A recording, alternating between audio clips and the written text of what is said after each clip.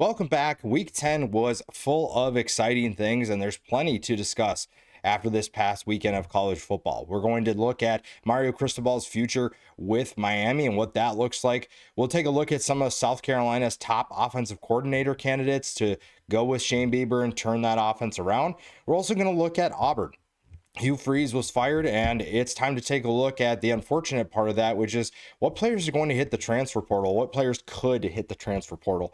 That is a talented roster for someone to take over, but they are also going to have to do a lot of retention to keep some of the talent around. We'll also take a look at a few other things. The biggest one, sleeper conference title contenders, teams that are still in the running for their conference championship game. And we'll take a look at some of those teams in each conference, but plenty of more of that to get into. We'll look into a bunch of other stuff with week 10, and we'll just get right into it. I think the first thing we're going to talk about is Mario Cristobal's future at Miami. Now, he is not going anywhere. There's no reports of this, but I want to discuss what does this look like going forward. The loss to SMU is not great, and it's their second loss of the season, and yet another reminder of Mario Cristobal's failings in games. And this was another double-digit favorite team that falls short against an underdog. And the one thing we talk about with Mario Cristobal is his recruiting, right? And it's very obvious that he works very hard to get the classes that he brings in, but the talent level he brings in is not reaching their potential. They're not reaching their ceiling. They're coming up short. And I think it's fair for Miami fans to ask the question, well, if we can't win last year with that roster that they had, and even this year, there's still plenty of talent on this roster. If we can't win and make the playoff with that, what are we doing? And I think that's a fair question. Now, the hard part with that is, where does the fault lie? Obviously, there's a lot of fault to go to Mario Cristobal, and there's plenty of blame to be thrown around. However, I really like the hires that he made. So it's not that there's a lack of awareness of what he needs to do at the coordinator positions. I just don't think that his teams live up to expectations. And I don't know if there's a easy solution to fix that, because you hired Shannon Dawson. Shannon Dawson is one of the better coordinators, the offensive coordinators in college football. What he did with Cam Ward, what he's done with Carson Beck, there are good things with that. And I think that if you want to look at something that we looked at coming into the year, it was the offense and the potential for a step back. Because when you lose the talent that they had, they lost multiple NFL wide receivers. They lost Isaiah Horton to the transfer portal. You lost a ton of talent, and you also lost your star quarterback. Now, Carson Beck was never going to be Cam Ward. However, there were still expectations that this team was going to be good. And maybe this is the year where we just put too high of expectations on Miami. However, I think that there is plenty of blame to still be thrown around despite them not meeting those expectations that maybe were a little bit too lofty. But you had plenty of new talent. CJ Daniels coming in, Malachi Toney is a freshman. Even though those guys are talented and leading the way, it's clear that they're not at the level of the wide receiver talent. He would definitely play in that group last year and have a ton of success. And it's clear that Shannon Dawson knows how to get them involved. I think you can put some blame on Carson Beck. There are times where it feels like when Carson Beck has no pressure on him, it's beginning of the game or early in the game, he has no problem making the right throws, making the right decisions, and being able to find his guys downfield. But when the pressure is on, when he has to make a throw, it's very obvious the decision making is kind of going out the window. He's making poor decisions, and we saw that against SMU.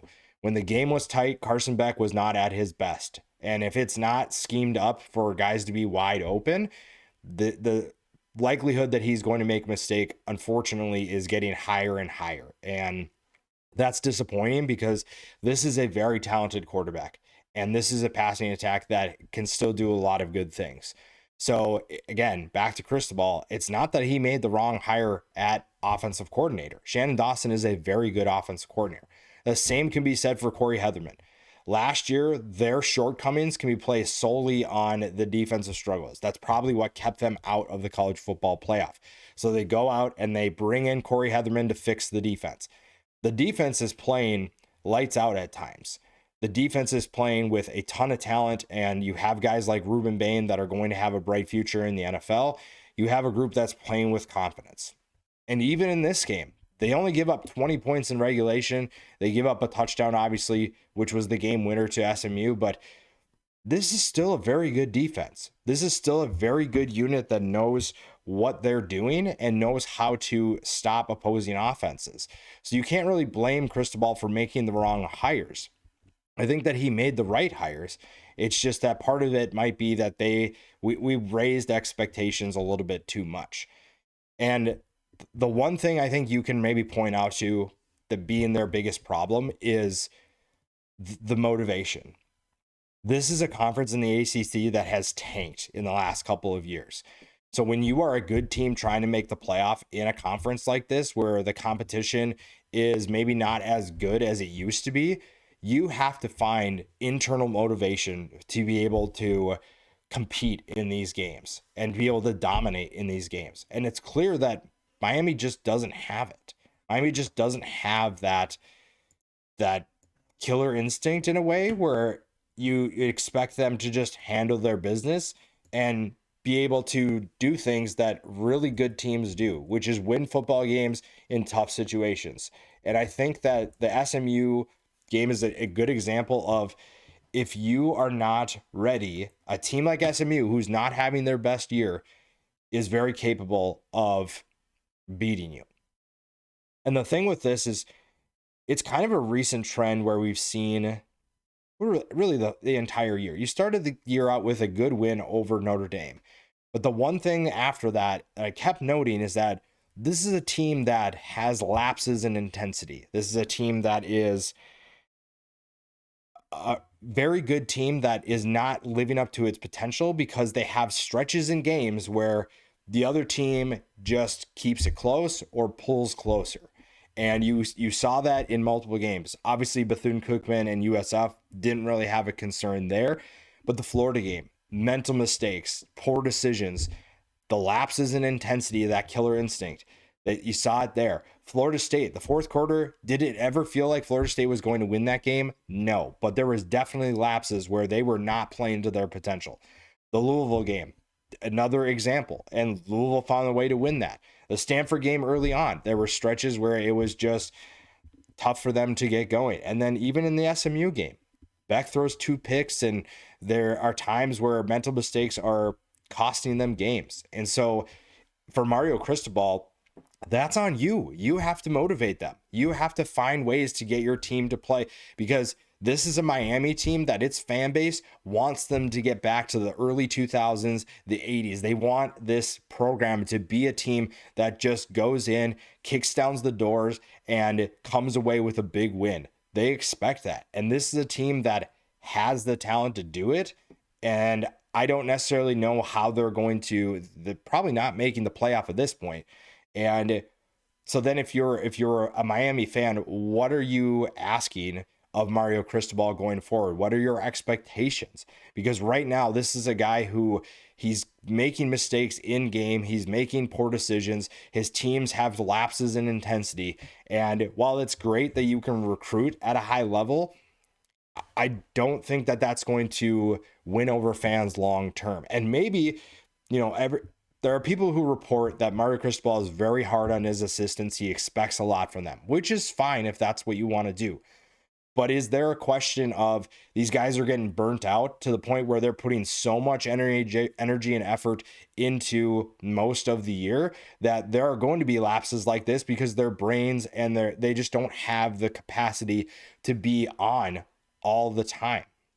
I don't know if that's something he has to change, if there are things that he needs to adjust, but it's clear that something is going wrong year in and year out.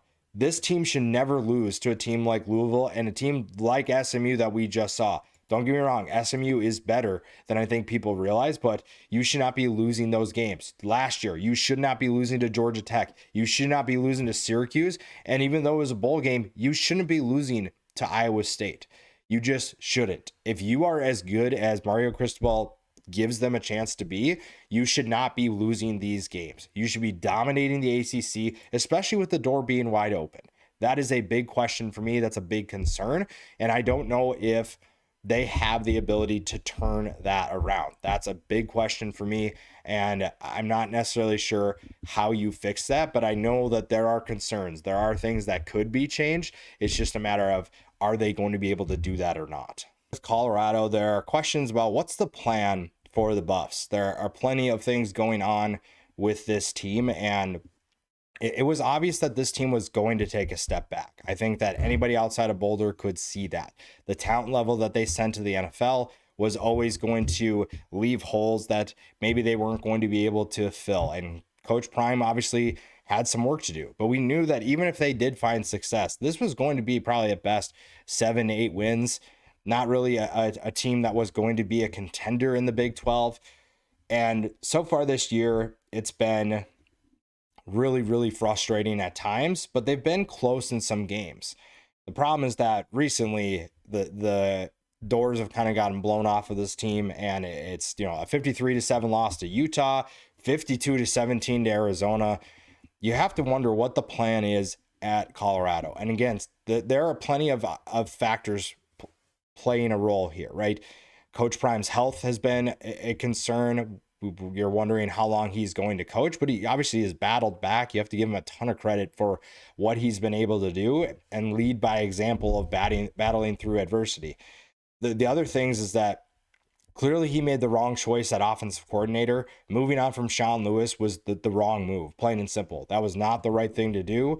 And it's very clear by how much Colorado is struggling and how much success Lewis has had since leaving that team. So that is a big mistake there. And the transfer portal heavy, lack of elite high school recruiting on a consistent basis, that is not a sustainable formula. So that you have to ask the question of what's going on there. I don't necessarily know what the solution is, but there are definitely some things that need to be sorted out, some changes maybe that need to be made, because how they're playing right now, especially as of recently, is there are some concerns about this team long term. And they were doing well for a little while, but the last couple of weeks have raised some eyebrows of what's going on here, what's the future of that program, and how does Coach Prime turn things around. Next, we're going to go to the Auburn Tigers. They fired Hugh Freeze this past weekend, a tough loss to Kentucky, 10-3. That is just not a great performance at all. And if you're Auburn, you're looking for the right guy. And obviously things have not worked out over the past few coaches, and you're trying to figure out what's going on. The other problem you're going to have is you have a lot of talent that got misused this year and underutilized that could be going elsewhere. So let's look at 10 players that could enter the transfer portal for the Auburn Tigers. Now, I'll say that I don't want this to happen. I think the transfer portal is great for certain things, but overall, I don't love that you have to rely on the transfer portal for so many different things in college football. I agree with certain things with it, but I also have different frustrations with the portal itself. But when you're playing with Auburn and Hugh Freeze is the coach that you think he is, this is a team that should have been much better. And part of it is the evaluation of the quarterback position and the mistakes that were made with that. When you look at the talent they had at wide receiver, you look at the potential offense they could have had. I think the bigger question for this team was, who's going to run the football? Who's going to be able to move the ball on the ground? You kind of assumed that the passing attack would take a step. You assumed that Jackson Arnold was going to be able to make this work, and it was the complete opposite. The rushing attack was the leader of this team, and I think that maybe was something that they leaned on a little bit too much. And clearly Jackson Arnold did not take the step that they wanted. But now you have questions about how are you going to keep certain players? Cam Coleman to me is a guy that's probably gone. Unless you hire the home run hire here, unless you bring in the right coach, Cam Coleman's probably going elsewhere. And how could you blame him? The lack of targets this year, the lack of production has nothing to do with Cam Coleman's abilities. He has been cooking DBs all year. He has been getting open, and they've just been missing him. He has not had an issue of talent, of ability. It's a question of his quarterback's ability to get him the football. And a talented player like him is going to command a lot of money in NIL via the portal, a lot of attention in the portal, and the right coach could maybe change that. But even then, I don't necessarily know if that's going to be enough. Maybe Cam Coleman loves Auburn more than we think. But I think a player like that, who's going to be highly coveted by so many teams, is going to be on that list. Another guy to keep an eye on is Deuce Knight. The quarterback came in to Auburn, highly coveted by a lot of different teams, a young player that could be a future star QB for somebody else. Maybe he's going to stay with Auburn, but another guy to keep an eye on there, who didn't play a ton this year, only played in one game, but I think that you're going to have to seriously wonder if he's going to stick around. Again, it depends on the head coach that comes in and whether or not he feels that he fits that system. But that is a big time question for a team that's going to have to ask this about a lot of their young talent. Now, Jeremiah Cobb is having a great year. Leads the team in rushing, 137 carries, 789 yards, and 4 touchdowns. He has been a nice emergence ever since they were without Damari Alston. Jeremiah Cobb, even when there was a crowded backfield, has been really fun to watch. But that's a name that he's having a big year. He might take advantage of it. Again, I'm all for guys taking advantage of their ability to get more money, to get more opportunities. And Jeremiah Cobb did a lot for his stock this year. Now, other young players, Cam Coleman is a sophomore. Malcolm Simmons and Perry Thompson are 2 young guys that could head elsewhere. We expected bigger things from them. And you brought in Eric Singleton to add to this group, and you thought, okay, we have a trio of sophomores that are going to be good. And we just brought in one of the best transfer portal players in Eric Singleton. Now, I don't think that Eric Singleton is going to stay in college. I think he's going to go pro. He's another one that I would put on this list. But this trio of wide receivers, I would be surprised if none of them transfer. I think that at least one or maybe even 2 of them are going to be gone. And if you're Auburn, you have to really worry about that, because this is a group that you expected bigger things. And Simmons and Thompson have combined for 27 catches this year. That's not going to keep them interested. That's not going to keep this offense going. And they're way too talented to be underutilized like that. So they're going to have options should they decide to go somewhere else. Another guy who's having a big year, Xavier Atkins, 69 tackles, 14 tackles for loss, 7 sacks. He is leading the team in tackles for loss, and sacks, and he's tied for second with interceptions. So that's another one that if it's not the right coach, some of these guys are going to transfer. It doesn't matter if they hire the right coach or not. Somebody is going to transfer on this list. That much is inevitable. We've seen that with how college football is. And Xavier Atkins is having a good enough year where maybe he goes to the right school and gets plenty of attention. It all comes down to NIL and what the new coach is able to do, but they're not going to be able to keep all of these guys, unfortunately. Then you go stick with the defense. Guys like Sylvester Smith, Malik Blockton, Champ Anthony, Kayan Lee, somebody is going to want a better opportunity. And these are guys that are playing really well. So I think that you're going to have someone that wants to move on and maybe find a bigger role for themselves. I'm not saying that that's exactly what's going to happen, but we've seen it year in and year out. And we haven't seen as many big time names go in. So maybe Auburn's going to be able to keep them happy and keep them around. It really comes down to that coach. Who are they going to hire? And then who is that coach going to hire at the coordinator positions? Those are big questions that you have to ask if you are Auburn. Now, another name that not a lot of people really are interested in talking about is Jackson Arnold. Does he decide that, hey, this didn't work out, I'm going to go find a school that it's going to work a little bit better? And I don't like giving this out because I think that guys still believe in themselves. And I'm sure Jackson Arnold believes that he could do that, but I'd love to see Jackson Arnold go to a G5 school and find success there. You look at what Memphis has done with Brendan Lewis, something like that, where you're clearly not getting the job done at the Power 4 level. You still have some ability. Go to a place where you're going to play and play well. You're going to face weaker competition, obviously, but you can still have a fun year. It's clear that he is not going to have a future in football. He's not going to have a future playing the quarterback position. So why not go to a place where you're actually going to find some success and be able to have some confidence? Now, he's had blips to this year that you've seen success and seen the confidence in him, but consistently just hasn't been there. Now, whether or not that's going to happen, I don't know. I think it's hard for some of these former 5-star guys to accept that maybe they're not living up to their expectations and finding ways to be successful at maybe a lower tier school. I don't know if that's what he's going to do, but I would love to see him. I mean, Memphis is going to need a quarterback. They do have a promising freshman, but maybe Jackson Arnold would be a good fit for that. But is Ryan Silverfield going to stick around? There's the whole coaching carousel element that you have to consider. Other two that I wanted to put on this list, Connor Lew and DeAndre Carter, two good linemen for this team. They're going to, especially with how highly coveted and how much they could make in the portal, they're going to be hot commodities. Now, Connor Lew, I don't necessarily know what his plan is. I don't have inside information for any of these guys, but those are guys that are going to get a lot of attention in the portal. They're going to have lots of opportunities. So those are just some names that I put together. I don't know if any of them are going to go in the portal, but I wouldn't be surprised if some of them do. It's just the nature of when you fire a coach, some of these guys are going to go in the portal. They may still come back. It's just a way to negotiate your NIL deal better, but keep an eye on these names, see what happens.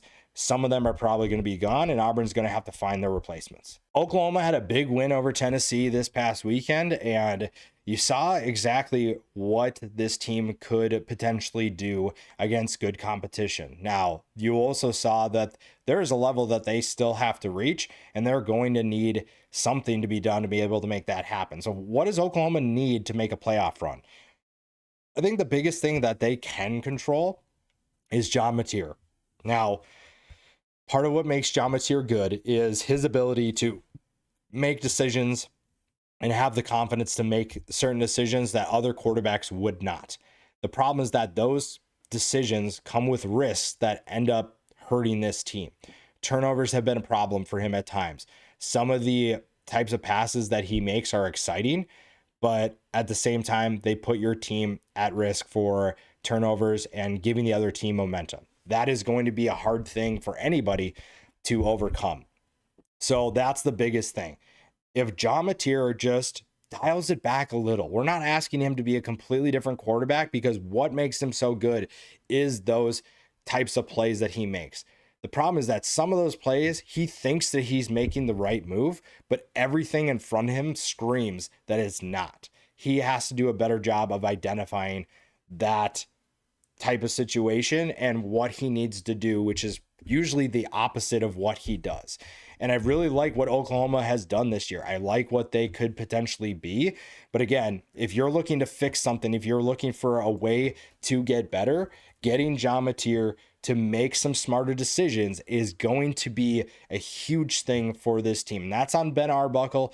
That's on this offensive staff, because if they're able to do that, the offense takes on a whole different level of difficulty to stop. And Mateer is going to be a big reason why. He has the dual threat ability. He has the talent to make some of these throws. But right now, this is a team that's not going to make the playoff if he continues doing that. And if they do make the playoff, they're going to be in for a rude awakening, because those mistakes going against good teams are going to snowball in favor of their opponent. So the biggest thing I think for them to make a playoff run is for John Mateer to just continue playing like he is, but dial it back a little bit. This offense is going to be the X factor for this team. It's clear that the defense and Brent Venables know what they're doing. They know how to play at a high level. And if I'm Oklahoma, I just ask that the offense takes a little less risk. You can still be exciting. You can still be electric, but you don't need to make some of these home run, these hero ball plays. Those are the things that are going to hurt you. And if you can get back into that and figure out, okay, this is exactly where we need to go, then Oklahoma, I think, is going to be a fun team, a dangerous team in the college football playoff mix. And we'll see what happens if John Mateer truly is able to make those changes. It seems like every conference is still relatively wide open. There are plenty of teams that have a shot of making a run at a conference title, not even the playoff. We're just talking conference title. I want to look at one team from each conference that can still make a run, kind of a sleeper team at a conference title, and look at what makes them so dangerous. We'll start with the American. ECU is the team that I don't think a lot of people want to face. Right now, you have a 6-way tie at the top of the American with Navy, Memphis, North Texas, Tulane, USF, and ECU. ECU is a team that not a lot of people are talking about, even within the American circles. I think everybody has their focus on Memphis, North Texas, and then next would be the next year is Navy, Tulane, and USF. Not a lot of people are talking about ECU. This is an offense that can put up points in a hurry, an offense that can be explosive, and they are a problem for teams that they still have to face. Now, when it comes to making a run at the conference title, there are still some things that they can do in their favor. They still have to play Memphis. That helps. They have 4 more games left to be able to win. The other 3 are against Charlotte, UTSA, and FAU. Now, those final 3 games against Memphis, UTSA, and FAU, those are maybe your biggest concerns for this team. Are you able to pull off an upset against a Memphis? That's going to be the big question. If a team like UAB can beat Memphis, a team like ECU can definitely beat Memphis as well. So that is something to keep an eye on in this conference. Everybody's kind of talking about those handful of teams, but not a lot of people are talking about ECU, and that could make them potentially dangerous in the final stretch of the season. Then we go to the ACC. There are a couple teams that fit this category, but right now I think Duke is the most dangerous team in terms of a sleeper team. Duke is 4-1 in the conference. They're 5-3 overall. And one of the things we talked about this year was after the loss to Tulane, you had a loss to Illinois, and then the next game you lose to Tulane. There were things that happened in those games where Duke could have won those football games. But because they were making mental mistakes, the penalties, those kinds of things, the turnovers, there were things that they were doing that limited their success. And I talked about this after that game. I said Duke is a team that is very dangerous if they can figure it out and put it together. They have done that since that game. They beat NC State 45-33. They beat Syracuse 38-3. They beat Cal 45-21. They did lose to Georgia Tech 27-18. And then they just beat Clemson 46-45. So if there is a team that is capable of making a run, it's this Duke Blue Devils team. Manny Diaz deserves a lot of credit for what he's done with this group to be able to turn it around, especially after starting out 1-2. Now, their remaining schedule, they have UConn, Virginia, which is a team that is also in the mix, North Carolina, and Wake Forest. So if there is a team that can make a run at the ACC title, Duke is definitely near the top of that list. And right now you have Virginia is sitting at the top. They're undefeated in conference play. Georgia Tech, Pitt, Louisville, SMU, and these Blue Devils all have 1 loss. So they are still very much in the mix, and they have a favorable schedule for the remaining part of the year that could put them at the top and could get them into that conference title. If they're able to do that, this is a very dangerous team, and I would not want to face them if you are any of these teams that remain on their schedule. Now, there's still a little bit that has to happen for this to be a dangerous team, but the Big 12 is still relatively wide open. Now, BYU sits at the top, undefeated in conference play and overall.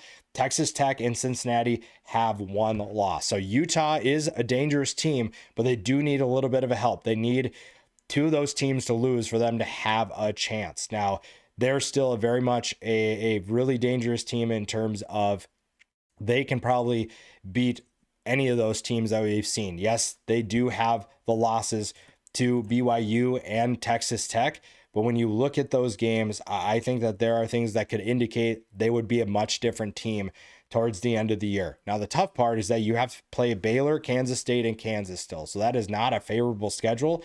But if they're able to navigate those with 3 wins and somehow find a way into the Big 12 championship, that is a scary team that I would not want to face, to be completely honest. Now, the Big 10, I did have 2 teams here just because they're big-time sleepers. One of them I'm not as worried about, but Iowa and USC are still very much in that conversation. Now, it's probably going to be Indiana and Ohio State, but for entertainment, let's just talk about it like this. They have a chance. They're both 4-1 in conference play. Now, again, Iowa is definitely more of a sleeper because nobody expects Iowa to make any sort of run. But USC is a team that I think has the firepower to be able to make some kind of a run and give some teams trouble. Now, we've seen them be inconsistent this year, but that's also what makes them a sleeper. People are not expecting them to make this type of a run. Now, the nice thing for USC, or the bad thing, is that they have to play Iowa and Oregon. So they're going to have opportunities to prove their worth, to prove that they belong. It's just that it's going to be challenging. You also have Northwestern and UCLA. Those are much more difficult tasks than I think people realize. But USC, if they're playing at their peak, they're a dangerous team. Whether or not they're actually going to make a run, I don't know. Again, it's probably going to be Indiana and Ohio State, but USC and Iowa are teams that are being slept on in the Big Ten, and it's kind of obvious to see why. But those are teams that I wouldn't be surprised if they surprise a lot of people in the Big Ten and be able to move on up. But again, it's probably a moot point at this point. Ohio State and Indiana are probably going to be the two teams that are playing for that conference championship. We'll go into Conference USA, and surprisingly, Kennesaw State and Jacksonville State are at the top right now. Both are undefeated in conference play, and I'm shocked, honestly. This is not what I expected. Now, one thing that we talked about coming into the year, I said that Missouri State was going to be a surprise in this conference, and so far they are that. They are sitting currently tied for technically third, even though they're 3-1 in conference play. Western Kentucky's 5-1, but Missouri State 3-1, only one conference loss, and kind of a surprise there. The Liberty Flames, this is a team that we came into the year expecting them to be a conference contender. They have been anything but that, but as of recently, they've played a little bit better, and they had a big performance against Delaware this past week, and I think that Liberty is still a team to keep an eye on for Conference USA. Still plenty of football left for all these teams to play, and Liberty and Missouri State are teams to keep an eye on in terms of sleeper teams that could get their way into the conference championship still. Then obviously we're not going to do independent, so we'll go to the MAC. The MAC is about what you expect. You have Miami of Ohio sitting at the top at 5-3 overall. You have plenty of teams that are still very much in this conversation. Western Michigan, though, is a dangerous team to keep an eye on. They're 4-1 in conference play, which puts them second in the conference with Buffalo. And this is still very much a wide open conference. Ohio's still in it. Buffalo's in it. Toledo technically isn't out of it. And technically, Ball State, Kent State have opportunities as well. I just don't trust them to make that kind of a run, but they are tied with Toledo right now in conference play. But Western Michigan, to me, is a team to keep an eye on. You could also put Ohio in that. I think that they're still very much a good football team that is capable of winning yet another MAC conference championship. But I'm going to go with Western Michigan as the sleeper team in the MAC. Going to the Mountain West. The Mountain West is a wide open race relatively. San Diego State sits at the top, and they look like the best team in the conference right now.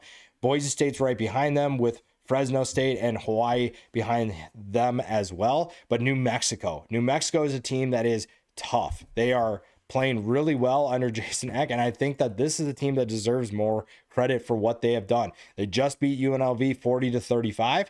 They beat Utah State the week before 33-13. That is a team that is not being paid attention to enough, I don't think. And I think that they are very much still in that conversation to make a run at a conference title because teams continue to overlook them. We're going to skip the Pac-12. Obviously, Texas to me is a sleeper team in the SEC. Even though everybody's talking about them, if this team finds a way to win their final 3 games, I don't think that anybody is going to want to face them. Why? Because this offense is playing a little bit better. There are still plenty of questions, but this offense is playing better. And that was the question we had about this team for most of the year. Can the offense do its part? Because the defense has done its part time and time again, and they continue to play at that level. The thing is that Arch Manning appears to found his confidence. He is making the right reads, the right types of plays, and Steve Sarkisian is calling the offense around his team's strengths, and they found exactly what works for them. Now, they were the more talented team against Vanderbilt this past weekend, and that was very obvious.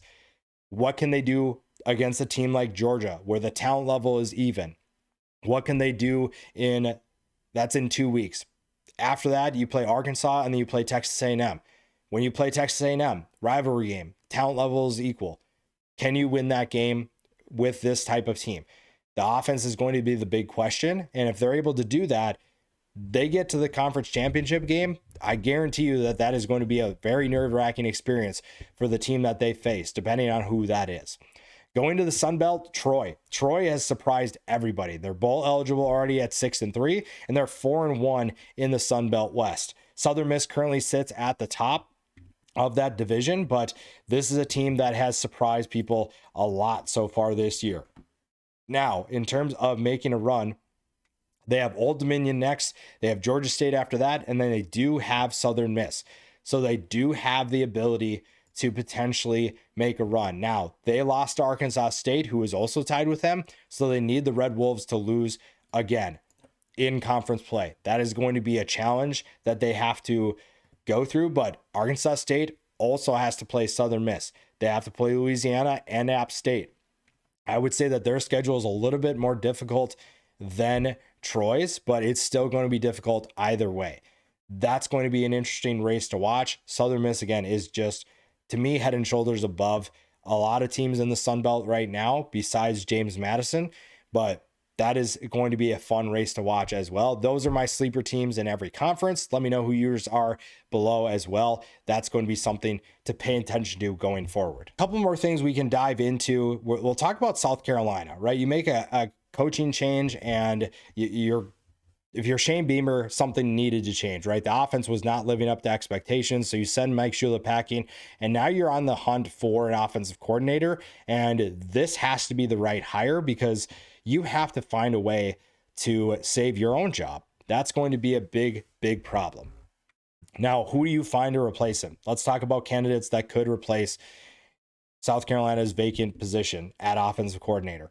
There are plenty of names, and it's whether or not you're going to be able to get an offensive coordinator, or do you go to the head coach that is at a group of 5 place. So right now, I think the first one that came to my head was, can you get Buster Faulkner from Georgia Tech? It's very clear that he is a great offensive coordinator. He's a great play caller.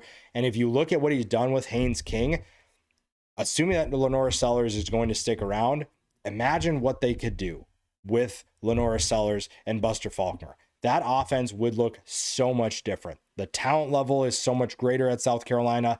The potential is so much higher.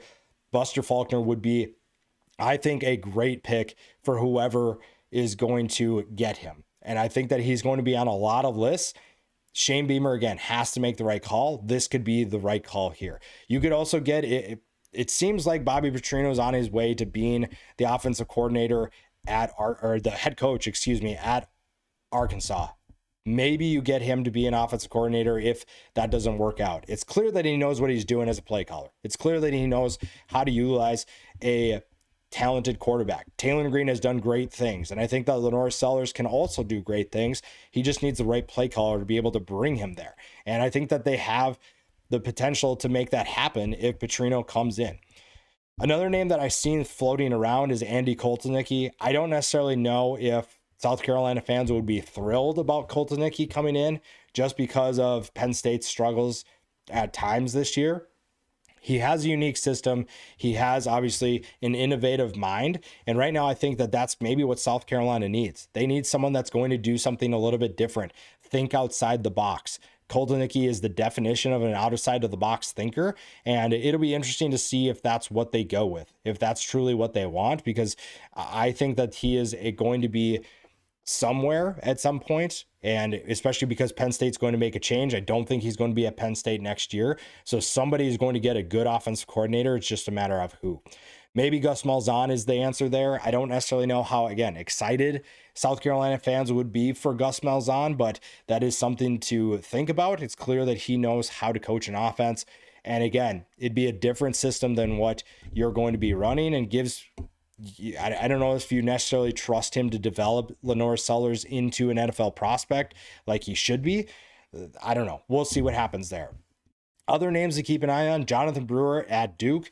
Clearly, he knows how to coach an offense. What he's done with Darian Mensah is absolutely incredible. That's a guy who's going to get a lot of attention that maybe hasn't gotten in already.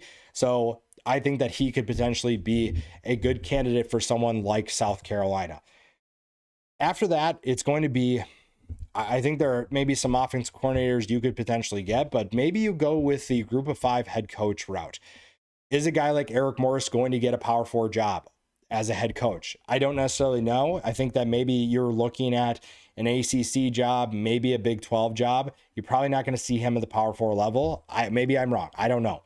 He is someone that you could reach out to. And again, that's a different system that gives your quarterback a lot more opportunities. And you look at what he's done with Drew Mestemaker, that should give you excitement about what he could potentially do for this team.